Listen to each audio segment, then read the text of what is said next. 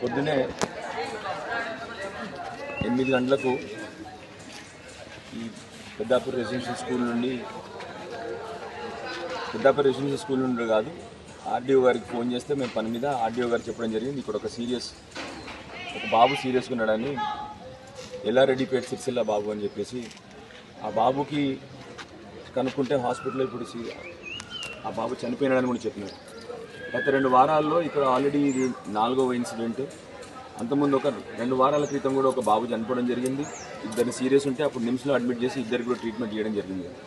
మళ్ళీ 2 వారాల తర్వాత చూస్తే మళ్ళీ ఒక బాబు చనిపోయినప్పుడు ఇంకొక బాబుని కూడా కడుపు నొప్పి అని చెప్పి నిజామాబాద్ తీసుకుపోవడం జరిగింది. ఇప్పుడు ఆ బాబుని కూడా బాధాకరం ఏంటంటే ఇక్కడ ఉన్న యాజమాన్యానికి, ఇక్కడ ఉన్న స్టాఫ్కి ఎవరికి కూడా అవగాహన కూడా లేదు. మేము అక్కడి నుండి వచ్చినాము కూడా ఇక్కడ స్టాఫ్ అసలు ఏం జరిగిందో అన్న అవగాహన కూడా లేదు. అన్నిటికంటే బాధాకరమైన విషయం అది. ఇవాళ చాలా ఇక్కడ ఉన్న యాజమాన్యానికి, స్టాఫ్కి మొన్న వచ్చి వాళ్ళకి అన్నీ కూడా ఇక్కడ చూసిపోయినాము, మాట్లాడడం జరిగింది.